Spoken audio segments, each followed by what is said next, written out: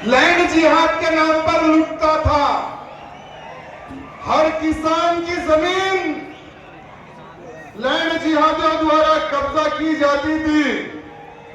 लेकिन जब से भारत में भगवाधारी सरकार बनी है, लैंड जिहादियों को टॉयलेट आना शुरू हो गया है। जब से भारत देश में भगवाधारी सरकार बनी है, तब से जिहादी अपने घर में घुसकर बैठे हैं। मेरे मित्रों, एक तरफ से मोदी जी ठोक रहे हैं तो दूसरी तरफ से योगी जी ठोक रहे हैं। आज उत्तर प्रदेश में कोई भी जिहादी लोग जिहाद करने से पहले 1000 बार सोचता है। आज उत्तर प्रदेश में कोई भी लैंड जिहाद, गौ हत्या या धर्मांतरण करने से पहले सोचता है कि योगी जी का बुलडोजर ना आ जाए। आज उस प्रकार से एक भय का वातावरण उन आतंकियों के सीने में पड़ रहा है, तो हमारे योगी जी और हमारे मोदी जी और हमारे डायनामिक हमारे अमित शाह जी की वजह से। मेरे मित्रों, हाल ही में पार्लियामेंट में एक बहुत ही अच्छा बिल पास हुआ लाला भाई। जो लोग लैंड जिहाद के नाम पर वक्फ बोर्ड का नोटिस भिजाकर, वक्फ बोर्ड का बोर्ड लगाकर, इनके अब्बा की जागीर समझ के बोर्ड लगाते थे, अब ये लोग बोर्ड नहीं लगा सकेंगे। अब ये लोग बोर्ड नहीं लगा सकेंगे। ये लोग नहीं बोल सकेंगे कि ये हमारे अब्बा के अब्बा के अब्बा की जगह है,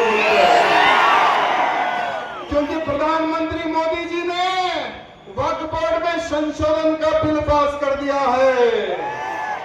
मोदी जी ने वक्फ बोर्ड पर संशोधन कर दिया है, और जैसा ही संशोधन पास हुआ तो ऑल सिटी वाला बड़ा बुलडॉग भोगने लगा।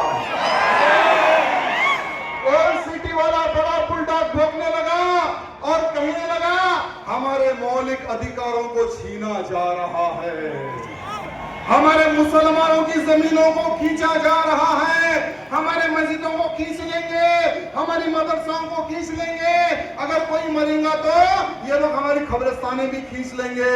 हाँ बेटा, पक्का खींच के रहेंगे। अगर तुम्हारे पास अगर कोई जमीन के पेपर नहीं है तो वो जगह तुम्हें छोड़नी पड़ेगी। मेरे मित्रों, जब भारत देश आजाद हुआ 1947 में, तो ये वक्फ बोर्ड वालों के पास 4000 एकड़ जमीन थी। कितने? 4000 एकड़ जमीन थी।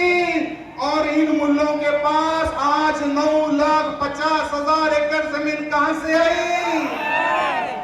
अम्मी देके गई क्या? अरे यही तो हम पूछ रहे हैं, यही तो मोदी जी पूछ रहे हैं कि अगर तुम्हारे पास जमीन है तो जमीन के पेपर बताओ, हम वो जमीन को सुरक्षित करेंगे। आज 1947 से पहले, ढगलो मत बाबा, 1947 से पहले इनके पास जो जमीन थी, 1947 के बाद में जो जमीन आई है, उसका हर वो हिसाब किताब आज देना पड़ेगा।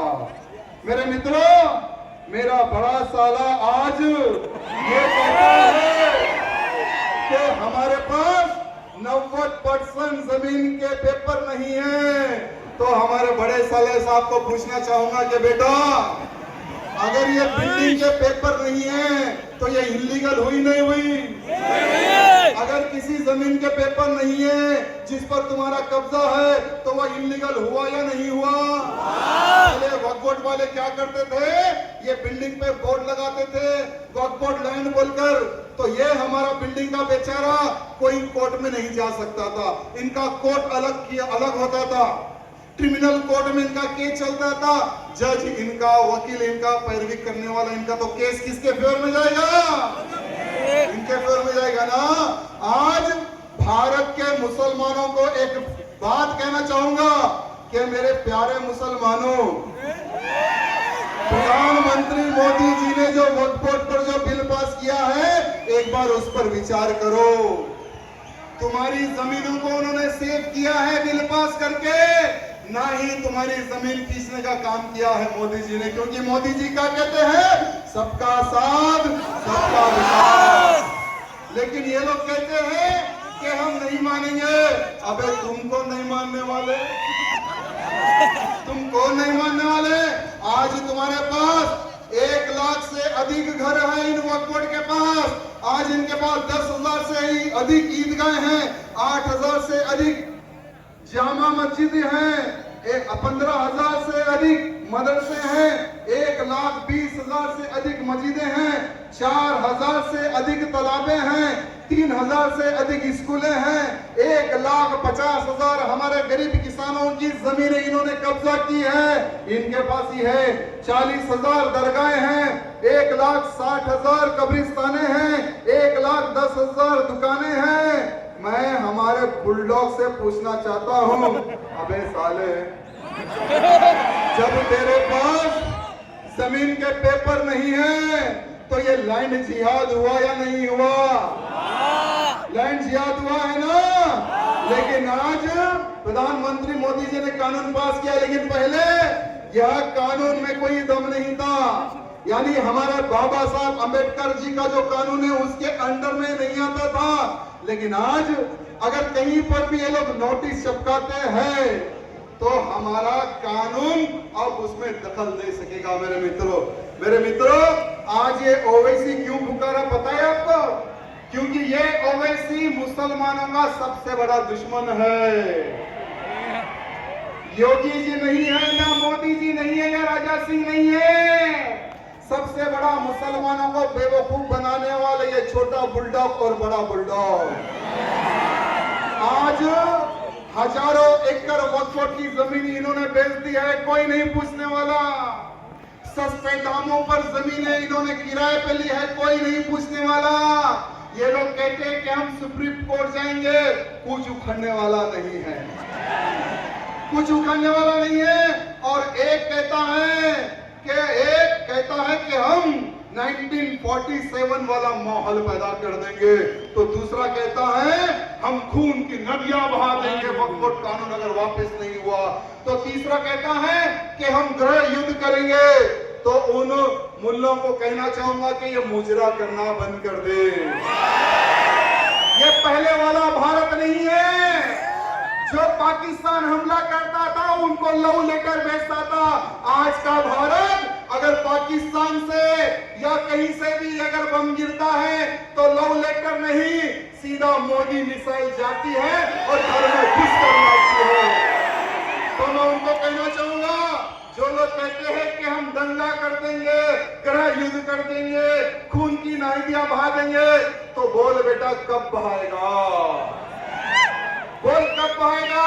अरे जिस नेता के दम पर तुम तन रहे हो ना, आज ये जो श्रीराम नवमी शोभा यात्रा निकल रही है ना, ये वही नेता हैं जो इनके घर छोड़कर भाग जाते हैं, या दिल्ली में जाकर चुपते हैं, या कहीं और जाकर चुपते हैं। ऐसे नपुंसक नेताओं पर तनने वालों, याद रखो, पहले का राम भक्त सोचता था, आज का राम भक्त ठोकता है। पहले का राम भक्त सोचता था, आज का राम भक्त ठोकता है। और इतना ठोकेगा कि अम्म की अम्म याद आ जाएगी। अब ये भारत देश हमारा है और हमारा भारत देश बहुत जल्द हिंदू राष्ट्र घोषित होने वाला है। अरे हमने ये ओवैसी कहता था कि हम अयोध्या में राम मंदिर बनने नहीं देंगे, आसमान को छूने वाला राम मंदिर बन गया है। यही ओवैसी कहता है कि हम धारा 370 हटने नहीं देंगे। बेटा देख, फोड़ के हमने धारा 370 भी हटा दिया।